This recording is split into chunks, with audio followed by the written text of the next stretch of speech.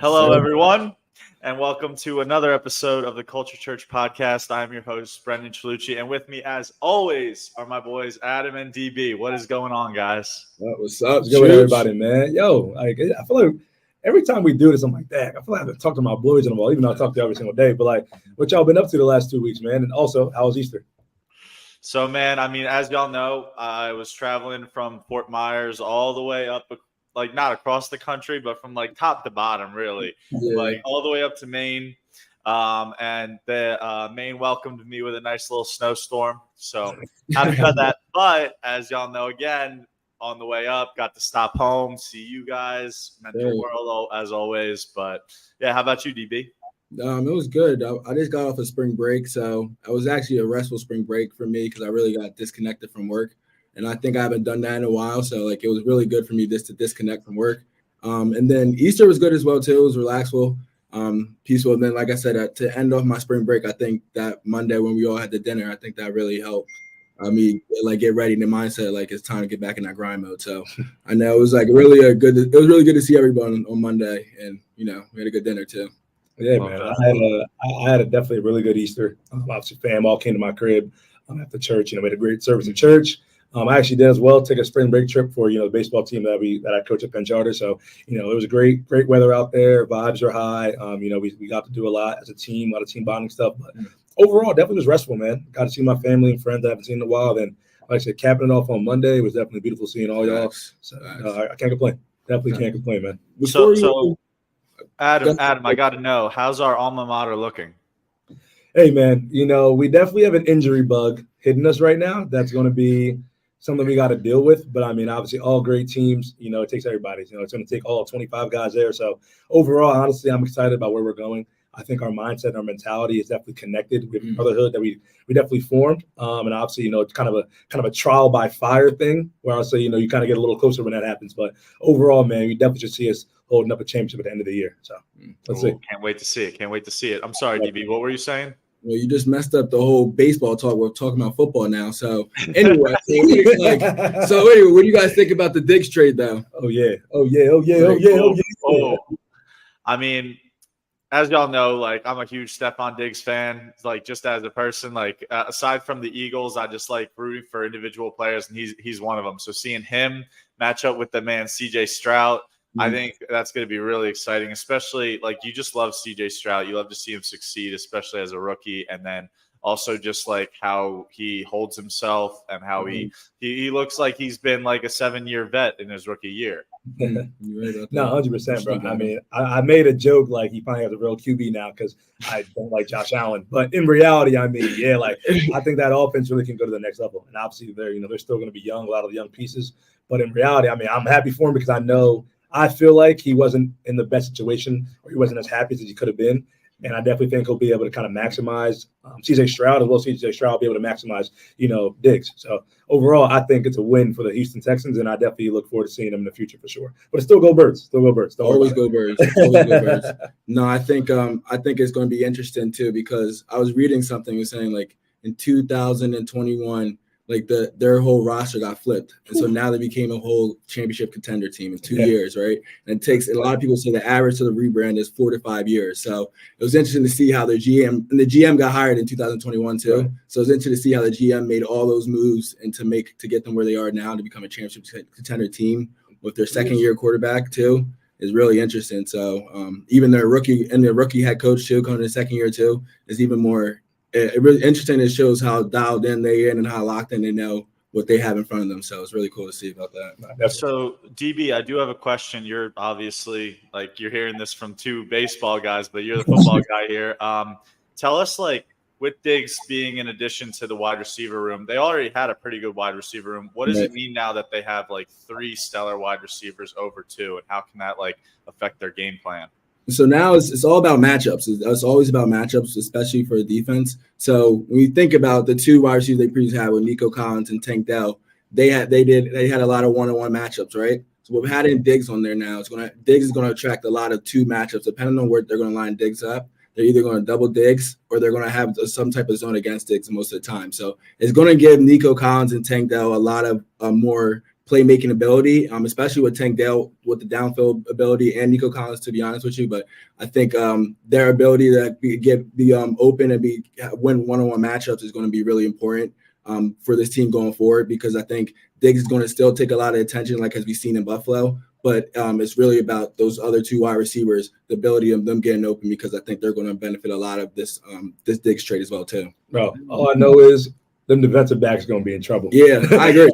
I pray for your defensive back going up against the Texans right now, man. That's for sure. No, I agree. Yes, sir. Yes, sir. Agree. And like speaking of defensive back, I'd like to introduce one of my favorite defensive backs that I really played with and trained with. This guy is from Trenton. Trenton makes what the world takes. So, but this guy is the definition of someone who just works. All he knows is work. That's where he came up from. That's where he grew up from. And I really am happy that he got on the podcast with us, because, man, this guy is really special to me. I think I'm really happy that he got on. So let me introduce my good friend, Billy Hackett. What's going on? What's up, Billy? What's going on? Billy, we really appreciate that you came on the pod, where we've heard nothing but great things, both as a player and as a person from DB. So excited to have you on, man. And to kick it off, I mean, DB touched on it a little bit, but tell us about your upbringing, like where you were raised, and even though you travel a lot now for football, how that upbringing kind of stays with you in your identity. Well, I'm from, like DB said, I'm from Trenton, New Jersey. Yes, sir. Yeah, Trenton kind of shaped me to be the person who I am. Trenton is a small place, a small town, 7 square miles, but it's so much that can drain you and pull you down. Mm-hmm. But if you're able to make it out of that, I feel as though nothing can't stop you, So I feel as though my city helped show me that it's possible. Anything is possible if you put your mind to it. Oh, that's beautiful, man. That's dope. Yo, how did you and DB meet? How did y'all even know each other? We actually trained together back in high school. Played 7-on-7 together. Oh yeah. Like DB said, not too many people that was working as hard as us in high school. We was working hard. That's a fact. You know what I'm saying? Yeah, that's a fact. Hell no. Workouts was crazy, bro. 100%, man. So my college workouts still didn't even map up to the stuff we was doing in high school. No facts, bro.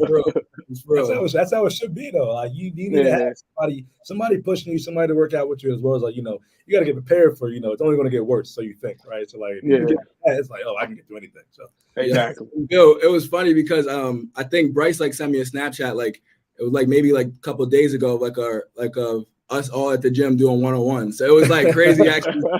Yeah, so I actually got that tape like a couple of days ago. So it was crazy just to see that. Yeah. Bro, it was we were going at it back in the day. We see everybody there, you, Zay, Marvin, Bryce, all these people, KJ, Key. We were just going after Jordan, blast me. The list goes on and on and on. And I don't think people understand the work that we really put in and the mindset that got us to where we are now too. So it was tough. Yeah. That's awesome, man. Hey, I got a question both for DB and Bill. Coming from an outside perspective, we watch a lot of 7-on-7s. We know that's where you guys kind of get more of your depth of your showing, because obviously we only play so many football games a year. So is there a different mentality to playing DB in a 7-on-7 than there is a game? And what changes do you have to kind of make? The biggest change is that it's a pass every play. It's a pass. To me, that kind of makes it easier because it gets to break it down to the process easier, as a DB. But it's also harder because a lot of those receivers run routes that wouldn't even happen in a real game. Absolutely.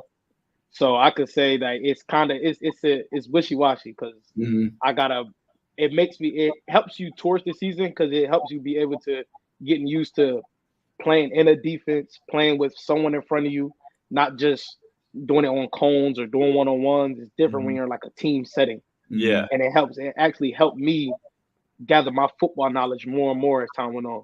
Oh, wow.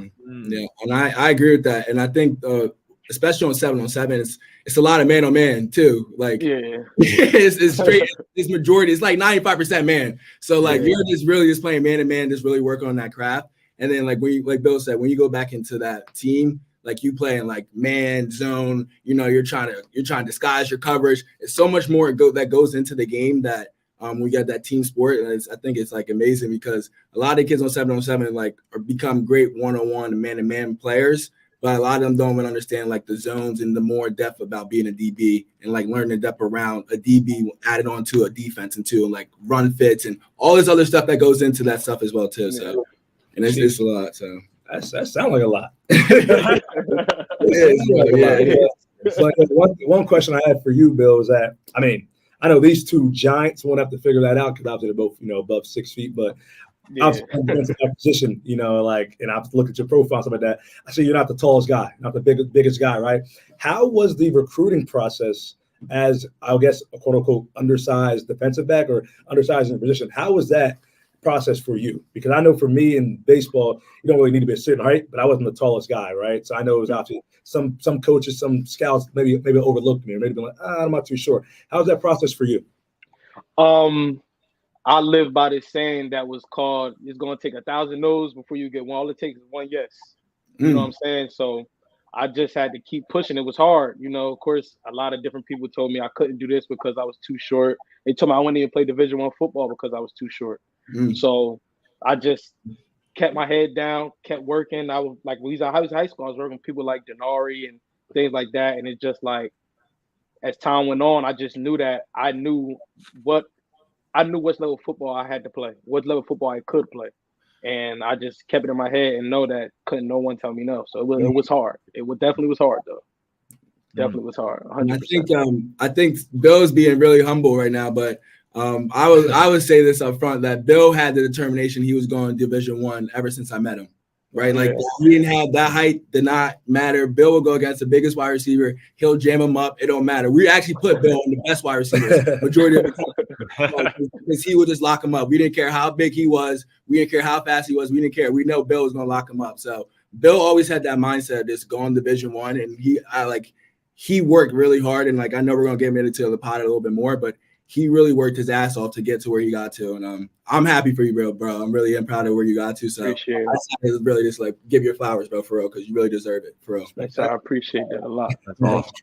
Well, Bill, so getting into like the recruiting process, you talked a little bit about how like your mentality on like getting out of like the environment that you grew up in. So when it comes to kids that are in high school now, what advice would you give them if they're trying to go anywhere from like D1 to D3? Like what's something that you've kind of taken and brought to like basically use as fuel for your career? I'm a firm believer in hard work pays off. You know what I'm saying? I'm a firm believer in that. I feel as though if you work hard and you keep striving, you're going to get what you want to get, but you have to work for it. Nothing's done without work. That's something I would tell anyone. Work. That's it. Not even just on the field, off the field too. School, getting in your playbook, understanding football, not just understanding the drill, understanding football and things like that. That's something I would tell them. Just work hard in all aspects of football, all aspects of life, and it would definitely pay off.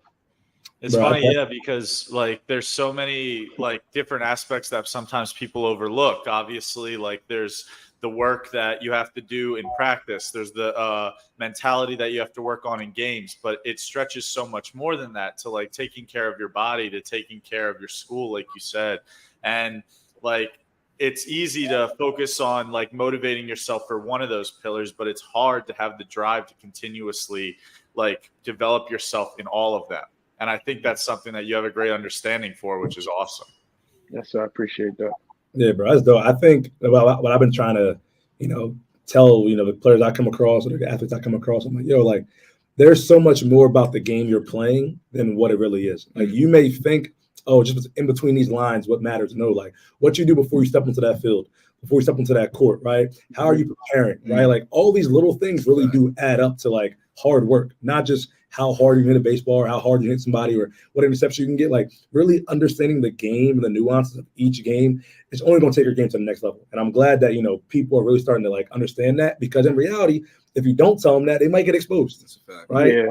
They might not be ready for it. They might not understand how great you have to be and how obsessed you have to be with being great to get to that point. So that's a good advice for anybody listening out there for sure. So, and Bill, one of your high school teammates was another guy from Trenton, Jair Brown, but we know him as Tig. You guys are known as the Trenton Kings, low key. low key. And it's in a much positive way, because how much you guys do for your community and how much you guys do like for Trenton in general. So tell us a little bit about how that process was playing with Tig, growing up with him and playing with him in high school, and then even into the Juco process. Let them know, and now see, like, tell them how that even motivated you even more to get to the league as well. Okay, I can say this. A lot of people, they put in work alone, but it's good when you have someone that wants the same goal as you and is going to work at just as hard as you, is going to push you just as hard to get to the same goal. You know what I'm saying? Mm-hmm. We had the same goal from high school into Juco into where he's at now, the NFL, and God willing, where I will be. You know what I'm saying? So it's just him, just his preparation. I watched everything from him going to college camps. I was there when he got his first offer to Penn State. I was with him when he committed. I was, stuff like that. I just watching him go through that process motivated me even more, because it showed me it's different when you can watch someone from afar go through this process and make it, someone that you talk to here and there, but someone that I've seen every day come from no offers, no stars, just like me out of high school, go Juco, create his own legacy, now go to Penn State, continue his legacy, go to the NFL and continue his legacy, is something that always kept me going and kept me, kept my drive, because it showed me it was possible. Mm-hmm. It's like it's like the simple idea of like iron sharpens iron. When you create that camaraderie with someone else, even if you like aren't acknowledging it, you create a level of competition as well. Like if you think about it, like a really good, like hardwired team are those that compete with each other. They push each other even further. And that's something that like we're all blessed to have in our lives. Like even like with Adam and DB in my life, I know they push me to like do better in my sport than I know I can do. They push me to go further. Mm-hmm. So it's awesome that you had that growing up. Absolutely. Yes, sir. Yeah, that's dope, because Liberty just had CT on, Chooch's teammate. And, they kind of went and talked about a little bit how, they're kind of just pushing each other. They work out together. They're like, all right, they're kind of two dudes that, they seem like some oddballs, but in reality, they're there working, grinding, pushing each other, being around each other 24/7, trying to get each other better. Because obviously, everybody shares the same dream. You want to get to the big dance. You want to get to the big time, the big light. So definitely it's great to have somebody that you can like look to your left and be like, hey, like we kind of did this all together. So that's beautiful. That's 100%. That's crazy. Two motivated people is dangerous. Boy. Motivated people are dangerous. On the same goal is dangerous. Extremely dangerous. Extremely dangerous. And I know how motivated you two were. So I know how dangerous this goal is about to be. So for real. Yeah, Bill, you mentioned the Juco life, man. Shout out to all my Juco bandits out there, yo. When I left Rutgers, I went to Juco, so I definitely understand that lifestyle is not for everybody. And I promise you. There's ballers at every single level. Do not be mistaken. Facts. For all these people out there thinking it's D1 or bust, or it's pro or bust, I promise you, there's a dude working 10 times harder, probably 10 times better, probably 10 times more skilled than you at the Juco, NAIA, D2, D3 level. Do not be mistaken. Do not be fooled. But for you, what was that process like? What was the Juco life like for you, and how did that kind of also shape you into the young man, young athlete you are? The Juco process was, like you said, it was tough. It was tough. You could walk into Juco thinking you're that guy. Right. You gotta understand, there's a lot of people there that was that guy. That fell off the ship and had to go through the same thing you went through. Even like you said, talent-wise, just think of this. there's so many JUCO athletes that go D1. JUCO is nothing but like a all-star team. Right. Literally. You know what I'm saying? It's nothing but like an all-star team. So a lot of people like to overlook the JUCO route, but a lot of people are in the NFL or in college football come from the JUCO route. Mhm. So like JUCO was definitely tough, but I just happened to land on a good JUCO team. We went to the national championship my 2019 year, and then I learned a lot. I met a lot of people.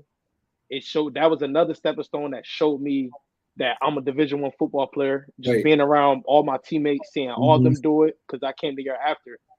Seeing all of them do it that first year, go out and go to them Division I schools, and them telling me like it's possible, Bill, like you can do it.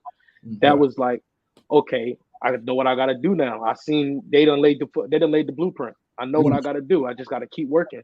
Well, throughout my years at JUCO, I was always the first one and the last one to leave every single day. It was times where we had our practice field was about 10-15 minutes from where we dormed at. I used to, before practice, I used to have this book bag. I used to put my shoulder pads in it, my helmet. I used to have like a little clip. I used to clip that together and jog to practice. Get there before everybody, warm up before everybody. And then after practice, people would be like, come on, Bill, jump in the car. Nah, I stay after, get my work, and I would jog back to the dorms. It just showed me like how you have to be hungry for this. You have to be. It's not going to come easy. I thought I learned it in high school. No, I didn't. I had to go through it again. It went to JUCO, and it just kept going. It just kept going. It kept elevating me each step. So JUCO played a huge part. It played a huge part in my process. That's awesome, man. Awesome. That's tough. But yeah, Bill, I think JUCO really did, and I think another reason why. I think you didn't talk about this yet, but I think another reason why you went to JUCO too is because of your broken leg that you. Oh yeah. Yeah, go talk. He spoke because this is the same story. Listen to this. This is crazy. Yeah. So my senior year, I was starting to get recruited by a lot of different teams, a lot of different colleges, but then I had broke my leg. People think back, me and Odell had broke the same bone the same week. He didn't come back that season. I did. Mm-hmm. Wow. So I just and that was just like a chip on my shoulder because I came back. I tried to talk to those same college coaches, and they were like shrugging me off. I went to a game. They're like, "What's up, Bill?" Shake my hand and then kept pushing. So I was just like, okay, that's what made me understand that this game is really a business as well as football. You know what I'm saying? It's really a business. They see me as damaged goods. They kind of brushed me off. So I went to JUCO with that chip on my shoulder. And that's why another thing, you young guys, stay in that treatment room, please. That's a fact. Stay in that treatment room. You have to. You have to stay in that treatment. That's going to the best availability. The best availability is availability. I think you said it like that. Yeah, you got to stay healthy, man. I think an important part of what you said is just how different, like sometimes coaches will treat you based on how like much you're worth to them. And it's the truth. It's not a good truth, but it's something that people need to realize sooner rather than later. Whether it's your college coaches, I mean, me from like where I am now, a professional coach. Yeah, they're cool. They're people just like you, and you could, but they're not your friends. At the end of the day, you are an asset to them. And like if you're not, like I'll give you an example. The guys know this. When I was in high school, I committed to the University of Miami, and the next year I went and pitched in front of them because to be honest with you, I wanted to get some more scholarship money. I wanted to show that I was like worth a little more. And I got into a car accident on the way to the game. And I was like shaken up, but like the adrenaline was hitting. And so I went out, pitched very badly, to say the least, bro. To say the absolute least, pitched very badly. And later that night, I will say my coach told me not to call them, that it was fine, but I called them and I was all concussed and shit. So I don't remember the convo all that well, but I remember at the end they were just like, "Hey, we don't think you're Miami material," and then hung up the phone, and that was it. And so it just kind of like opened my eyes a little bit to the fact that like, yeah, like these guys are going to treat you as a friend, but like they want it. They want something in return. Like they need you to be at your best. They want you to help them win, because if you don't help them win, then they don't care anymore at all. And with that, if you don't help them win, they're not making money. They're not. Yeah. They're not. It's understandable, but it's a business at the end of the day. It's a business. The college realizing like, all right, these people got to get fed too, and they got to make money too. So I get it, but it's real. It's real out there, man. Mm-hmm.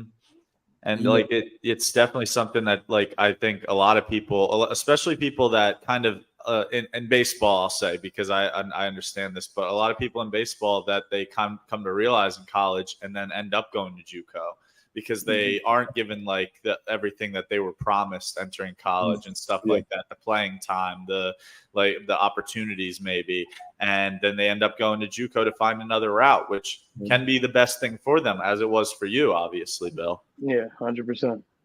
No, that's crazy. Yeah, so Bill, there's been a lot of media touching around Pro Day, and I know you're just finishing up on your Pro Day. So yeah, how was it, bro? It was good. It was good. I actually went to two. I went to my schools and I went to Rutgers, but I got a surprise at mine. The scout that was at mine was a New York Giants scout, and it was Zay. No way. No way. No way. Yes way. Yes way. Bro, he put me through the defensive back drills, bro, and that just made my it kind of relaxed me, because it's my guy. You know what I'm saying? This is my guy. Fact. You know what I'm saying? Real quick, before everybody, for audience, Zay is someone who worked out with us since high school too. So we was in the trenches, Zay is. So we all just to give a little, just a little give a yeah, that was so. It was like that was like a bittersweet moment, like a full circle moment. Yeah. So it was like, I did well, performed well, went to Rutgers, performed well, did real great in the drills and stuff. So now it's just a waiting game. Can't rush anything. Just got to stay prayed up, and it's a waiting game now from here until the end of the month. Yes, sir. Well, I'm kind of curious, Bill. So obviously, defensive back, we all can agree, is one of the hardest positions in all of sports, like to say the least. The guys that excel in the NFL level don't get nearly enough flowers that they should. So tell me, which DBs in the NFL do you admire the most, and can you say that you might model your game after a little bit? Of course, Jair Brown, Tyrann Mathieu, Kenny Moore, and it's someone that a lot of people don't know of, Amik Robertson. Yes. Plays for the Raiders. Yes. Yes. That a little bit of nice Jair this year. Yeah, a little bit of Jair Alexander as well. So, you named some demons, bro. Yeah. You named some demons. Like you named some guys. But so with all those guys you named, I mean, do you see yourself any most comparable to any one specific one, or do you think hey, I really want to try to watch their skill set, or anybody in particular that's that one person's wow, if I obviously I know you want to be Bill Hackett from Trenton, but if I could picture myself being who would it be? I like to be amongst the greats. You got to study all of them. Right. You know what I'm saying? I don't want to say one person who I compare myself to, because I take from this person, I take from that person, I take from this person, I take from that person. Right. You know what I'm saying? So I can say I don't really want to say one person who I can compare myself to, because my game is kind of I'm a short guy, so my game is all over the world. You know what I'm saying? It's all over the place, and it's just me. All right, bro, I'm gonna give it to you like this. All right, if you DB for feet, who would you have? Whose feet would you want for a DB? Whose feet would I want? Yep. That's a good question. Come on. That's a good question. This is a sleeper, but Marcus Epps. Ooh. From yeah. That was some of the best feet I've seen in person. He's from the Eagles. Yeah, from the Eagles too. Yeah. Yeah, that was some of the best feet I've seen in person. It was. Ooh, okay. Yeah. Okay. Yeah, I can say that. Okay. All right. What about hands for the jam? Hands for the jam? Yeah. Who else? What one DB that that this jams of this wide receiver? Of course, Jalen Ramsey. Of course. Jalen Ramsey. Okay. Of course, Jalen Ramsey. Okay. And then yeah. speed. Your speed. Speed. Tariq Woolen. Oh, I like that. Oh, I like that. You be ghosting, boy. I like Yeah, that. Tariq Woolen or Slay. Okay, I like that well too. Yeah, shout out to Slay. Shout out my guy. Yeah, shout out to Slay for real. Okay, big play. I can respect that. I mean, I ain't gonna lie. If I'm a receiver and I got to line up against any function of that, I'm gonna be in trouble. I'm not gonna lie. That sounds crazy. But yeah, I mean, obviously, you are, future NFL draft prospect. Ultimately, if there was one team that, you love to hear your name, love to see your name on that dotted line at the top of the list, what team would you love to be playing for? Ultimately, obviously, I know all of them. That you could. I can't really. I don't really. I want to. Yeah, anyone to 32. I just need. I hear that. Amen. That's a great draft question. That's a great draft answer. Yeah, I just need to get there. You know what I'm saying? Everything else will work itself out. I just need to get there. I ain't picking and choosing. That's how it should be, yo. Wherever your feet are, you gonna go. So I mean, yeah, I take all the blessings God gives me, man. Yeah, that was my NFL GM question for you, so you passed the test. On a serious note, man. Obviously, on here we try to talk about being more than an athlete. I think obviously everybody on here, we have a sports background, but we also know that obviously sports doesn't last forever. We know that you may need a life after your sport, right? You need something to do that's going to gravitate, that's going to cultivate and kind of like make your mind start thinking like, wow, what do I really like? What are my passions? What is something that motivates me that I can do, outside of this actual sport? And, I know that we did a little bit of research on you, but tell us, how did you come up with Dreams to Reality? I actually came up with Dreams to Reality because that's what I'm doing, turning my dreams to reality, and I like to get dressed. I like to be fly. And I wanted to create a way that's affordable clothing for everyone else to be fly and have a clothing brand with a purpose. A lot of these clothing brands just have a clothing brand, just make a name, Dreams to Reality. I'm actually living and doing what my brand says. You know what I'm saying? I replaced the E's in it to 3's because that was my number at the time, 33. So, and there's only 2 E's in Dreams to Reality. So I would chase the E's to 30 to make 33 in there, just to have my own little touch on it, Yeah. That's dope, bro. That's awesome. That's super dope. I'm definitely gonna make sure I get me some merch as soon as I get off here. I'm definitely gonna put an order in. I'm definitely gonna cop something for sure. Gotcha. Appreciate it. Wear some stuff for the pod, bro. So you gotta send us some 100%. Stuff. I got you. I already said the shirt I need. I need that one shirt. You already know. Yeah, I got you. So we already got that one locked in. Limited edition? Yeah, it might be. I can't even put this one out there. You feel me? Little culture church, care package, bro. We'll take care of it. Gotcha. Yeah. I'm not to be wearing those Johns to the field. Don't worry about it. Don't worry about where it's from. Just give them. I'm a gatekeeper. Give the business card. That's all we're gonna give them, Bill. Yes, sir. Spread the word. Bill, you're so close to your dreams, and I think you can feel it and you can really see it at this point right now. So, can you just tell the audience what's one thing you learned about yourself during this draft process? I learned about myself that sometimes how can I say it? Sometimes I kind of rush things, but you have to stay patient, because it's like this process was nothing but a rerun of my recruitment process. Wow. It's like stepping in the same, it felt like for a while you're training, it's like you're stepping in the same place, like you're in quicksand, like you're doing the same thing every day. You're just training, and then you're hoping that at the end goal, everything works itself out, So through this process, I definitely just learned, I learned about myself that I have to be patient. I thought I had it, but this process really showed me that you have to be patient. When I was in high school, I was having motion that was showing me, giving me, little spurts of, oh, it's possible. This, you have to have patience in this process and just keep going and keep getting better and better each day goes on. One foot in front of the other. So I live by that. One foot in front of the other. That's a fact. Perfect, man. That's deep, bro. Got to, bro. You got to take one day at a time. Yes, sir. And especially understanding that, like, so many things through this process are out of your control. Yeah. And when you look at it like that, like when we try and control the things that obviously are out of our control, that's when the mind starts to wander. We're not staying in the moment, like, and it's not, like you said, one foot in front of the other. But at the end of the day, that's just what it is. It's day by day, rep by rep, and you just keep going. And eventually what you want will come to you. Yeah, 100%. That's 100%. Wait, Talk to us about this real quick. Right there, yo. Now we'll need to get that job back because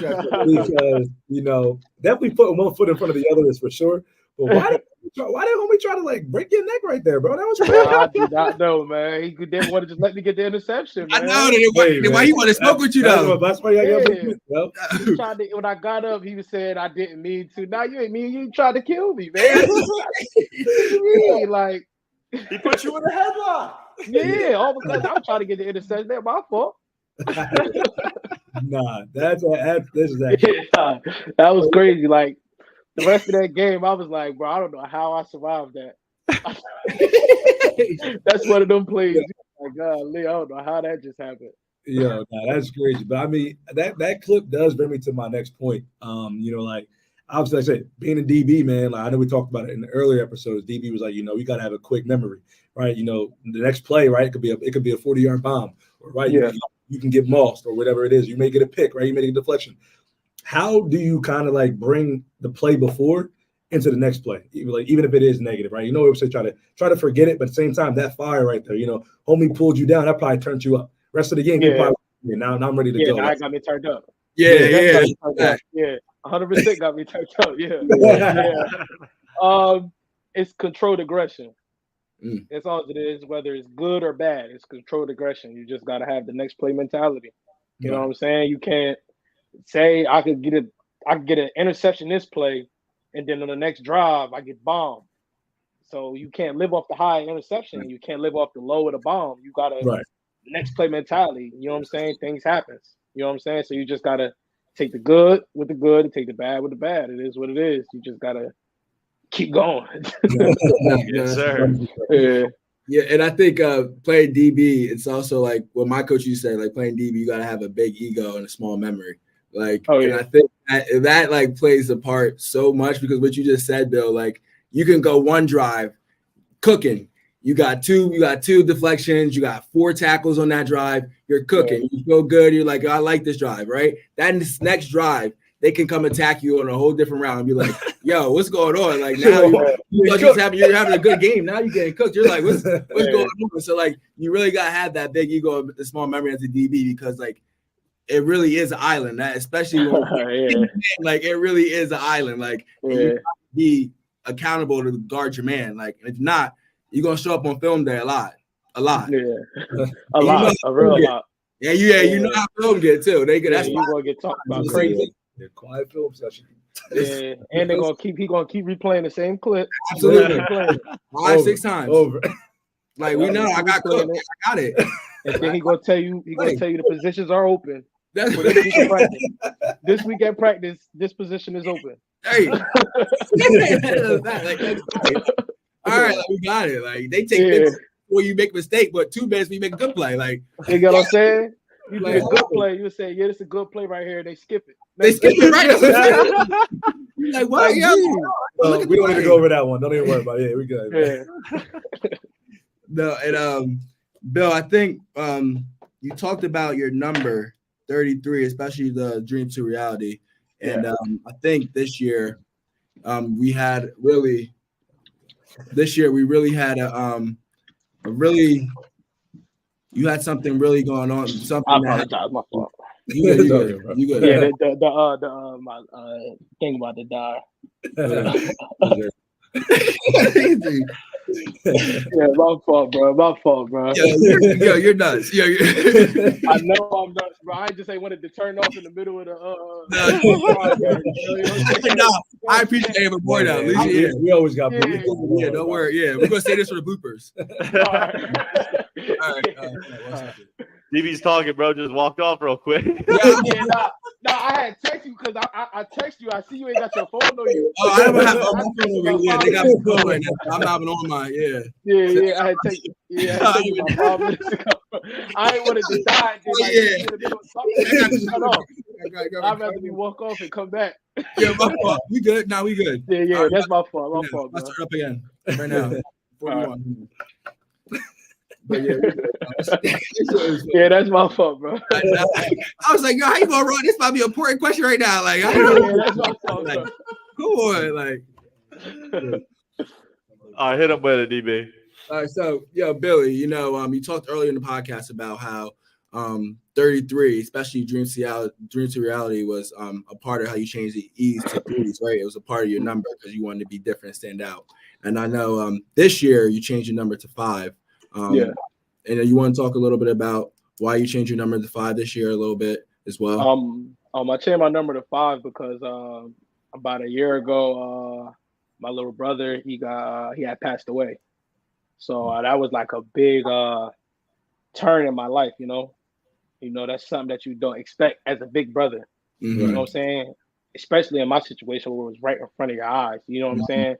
So it was like I was in a bad place for a minute, but I just prayed, and it just so happened that one of my old teammates, he wound up transferring, and he wore the number 5. Right. Wow. So the number freed up. It was like right on time, and I felt as though I have to have him live through me. You know what I'm saying? Because this was something that this goal wasn't just mine; this was his as well. You know what I'm saying? So I just wanted to live through me. So changed my number to 5, and I felt like me having that number change, it felt like he was out there with me. Mm-hmm. It felt like it was like a bigger purpose. Before I was playing with that chip on my shoulder. Now I'm playing with a much, much more bigger purpose. You know what I'm saying? Yeah. No, and I think it showed this year, bro. Because I had a little, I used to see Sean a lot when he was always by your hip, bro. Like, seeing you at the workouts, when we work out, he was there watching you all the time. So like, it really hit home. It really hurt a lot of us too, bro. So, like our thoughts and prayers, like we're really thinking about you, bro, still as you're still recovering during this time. Because that's not something easy to really go through. And I know you're still continuing to work on. But I think this season, bro, alone showed how much that chip and how much you really were doing it for 5 for real. That's like this really showed this year what the purpose was and everything, all intention really was this year. So I think it was really a perfect way to go out your senior year too, bro, because I think it was just all tied in together. As we good and bad, but all tied in together at the end, bro. So I think I really just want to say, like, I appreciate you, bro, for really like taking on that brand and going into being in that 5 and embracing that instead of shying away from it and really embracing and having a bigger purpose for it as well too. So yes, sir. I appreciate that, bro. 100%. Kudos to you, bro. Kudos to you. Yes, sir. Appreciate it. Yeah, definitely. I mean, I think it's just a testament to, like you said, I mean, the teammate transferring away, it's crazy, man. God works in mysterious ways. He's a miracle worker for sure. He's a way maker. So it's like the fact that number freed up just in time, like you said, I mean, it was like nobody else, you couldn't script it any way. Right. Yeah. I definitely think that, as you continue this journey, as you keep going from level to level, your brother's always gonna be there, man. Sean always gonna be, 5 always gonna be with you, regardless if you don't get that number again when you get to the NFL, right? Your purpose, his purpose is much bigger, right? That number means much more to you, right? That John lives inside you, inside your soul, inside your heart. So, that's the beautiful way, obviously though, to keep him, obviously in the light, as well as keep him obviously at the forefront of everything you do. Yeah, yes. Absolutely. That's my guy, man. Yeah. Facts. That's your guy. That's your guy, bro. I know. And Bill, we appreciate you being like vulnerable with us about that on here, because like us understanding like the weight that you carry every time you go out on that field, man, it just like just makes the level of respect we have for you every time you touch that field even more, man. So like it's wonderful to hear, and yeah, we're all rooting for you and we're all so proud of you, man. Appreciate that. I appreciate that a lot. For sure. So, Bill, we're going to end up for the word of the day. We kind of dove into a little bit, but, I just want to speak a little bit why we chose the numbers we chose through our playing careers, and like tell us really what our favorite numbers really were. So, Bill, you want to kick it off? Do you may go on with 33 or 5? Oh yeah, I want you to go 33. 33. I was in 8th grade. I left one team and went to another. I went from Hamilton, like a little rec league, football league, to Pop Warner. When I went to Pop Warner, I missed the practice where they was giving out jerseys, so they just threw me any number, which was 33. So it was 33, and I felt like they did that because, like, I did what I did at the PAL league or the rec league, but I wasn't nobody to them yet. You get what I'm saying? Right, I proved myself. Facts. So I felt as though from that point on, I was going to have to prove myself at every level because I'm not the biggest. It is what it is. You know what I'm saying? Facts. So I have to prove myself. So I kept that 33. 33 just was, you know what I'm saying? It reminded me of where I came from. It kept me grounded no matter what. That's a fact. I hear that. That's dope, bro. Chooch, how about you? So I mean, as y'all know, I've had many numbers over the years playing on different baseball teams. Every single level I go up, I get a different number, and they're usually random. But one that always meant more to me was 11 because I was born at 11/11 in the morning on my parents' 11th anniversary. Wow. So that's just cool. Wow. Crazy. But I mean, Rafi Devers has that one, and he just signed a 10-year contract with us. So we'll see. I mean, the thing that I take from it is like 11's never really been a pitching number. So at the end of the day, maybe like there's legendary numbers like 34 for David Ortiz. There's numbers that get retired. So maybe I can make a legendary number for whatever they give me. Hey man, that's a great way to look at it, bro. Yeah.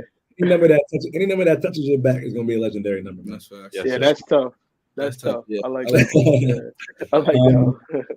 I would say for me, my favorite number has always been 5. Ironically, I've just been a number. I don't know. When I first started playing baseball, and we were picking numbers at the time, my favorite player was Albert Pujols. So that's probably like the surface level reason why. And then as I got older, and I just started wearing it every single year. 5 has meant a lot to me. You look at a scale 1 to 10, 5 shows you're halfway there. And I always try to see it as myself, like, all right, like I'm halfway where I need to be. So I need to work that much harder, right? Like I got this far, I got to 5. Why can't I get to 10? Right. So it always made me want to think like, all right, I put myself where I'm at right now and think about what is my potential? What is my ceiling? Right now I got motivation to get to where I need to get to. Right. And then as well as like, 5 being the middle number of 1 to 10, I feel like 5 is an interconnection of all things. I felt like on every team I was there, whether it was my skill set, whether it was just my leadership, whether it was just my personality, I felt like I could be the nucleus of whatever team it was. Whatever the team needed, I felt like everybody could come to me. Everybody could be like, all right, like, we need to come to Adam about, if we need to laugh, we can go to him, right? If we need a big hit, I always felt like that number 5 kind of started, getting more and more and more. And then obviously when I got to college, I wasn't able to get 5.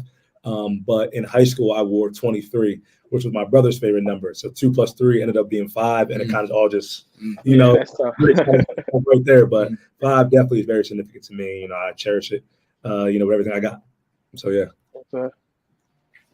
Not to mention that it's LeBron's number. Yeah. And then I think mine is 22. Easily is 22. I'm sorry. I think easily is 22. I think that's been my identity. It's also one of my nicknames is too. So it's like I think it's been my identity like my whole life. But I think at this, like Bill said, it goes back to Pop Warner days. Like I played for Willenboro. I played for the Borough Panthers, right? And I was like 32. I was 32 in that team, and then I went to Lumberton Hurricanes, and then I had to go work for a number, and like that's what they did. Like you wanted a number, you had to go outwork the man too. Yep. So I think 22 like stuck with me because I just really wanted that number, and I think it taught me like that grind. Like you got to outwork people. Like it's nothing's gonna be handouts for you. There's no gonna be handouts just because you're talented or anything else. Like you got to understand like you are nobody in this team, and you're just like nobody on. So you got to really prove yourself to the people and to yourself as your own, like you are that guy. And I think that really taught me a lot just growing up too, because 22 just like you just gotta stick in. I always call myself double twos. Like you always gotta understand, like you just gotta get stuff done. You gotta understand everything comes with hard work, right? So everything is this hard work and determination. So I think 22 really stuck with me a lot just because, just give me in that mindset of like, there's no handouts ever. And I think that even applied to life as now as growing removed from the game is just never handouts. And I think every room I step into and like every new room I step into in general, I just want to understand like no one knows who I am. I got to really make my name for myself. And how am I going to make my name for myself outside of my number now? So I think that really resonated with me a lot too. Dang. That's Beautiful, baby. Yeah, that's tough, bro. Yeah. We talk about numbers out here and give motivational speeches at the same time. Crazy. But to wrap up, Bill, we appreciate you so much for coming on. We are so excited to see what happens in your future, man, and like hearing about your past too has been awesome. So shout out to DB for hooking this up, and Bill, we appreciate you. Thank you for having me, man. Bro, no. Please start done talking. Thank you for having me, man. It's been dope to hear about your journey and your story. And obviously finally have you on the podcast. We definitely appreciate you as well. And DB, great guest for sure, man. Obviously I feel like we learned a lot. And we had some real conversations, and I feel like that's our end goal here at Culture Church, man. We want to have some real conversations that you're not going to hear about that BS stuff you hear about on any other podcast or any other show. You're going to hear talking about nonsense. We're talking about real rap stuff, real vulnerable, real stuff that's like talking about your mental health, talking about stuff you love and your passion. So I'm really glad you were able to come on, get vulnerable with us, and just kick it with us for as long as we did. Yes, sir, man. I appreciate y'all. I appreciate y'all having me, man. I like what y'all got going on here, man. I like it a lot. I do. Appreciate you. No, Bill, I gotta just thank you again, bro, for real, because I really do appreciate you like jumping on the pod, bro, because I know how busy your schedule is, and I know the time it took like just to really get this orchestrated. So I really appreciate you, and like just keep doing what you're doing, getting the community as well too, Billy, because I think you really are making a real big movement. You and Tig are making a real big movement of being real mentors and real leadership in the community, especially in Trenton. I think a lot of young adults, a lot of young people really look up to you too. I think you guys are the model of Trenton. So I just want to really give you flowers again because you guys really done a lot, and I really appreciate what you guys have done for the community and to continue to do for the community as well too, bro. So thanks, bro. I appreciate you for real, bro. Appreciate you, bro. I appreciate that too, man. Trying to do what I can do for my dog, bro. You're my dog always, bro. Yes, sir, man. Yes, sir, man. Bro, you know that, bro. For real. Sure. And sorry, what were you saying? No, you good, baby. You got it. Okay. And with that, we thank you all for tuning in. Make sure you go like, subscribe. Make sure you hit our socials. We're building here, and we're building something special. So thank you all, and we'll see you next time. Definitely, man. Be blessed. Mm-hmm.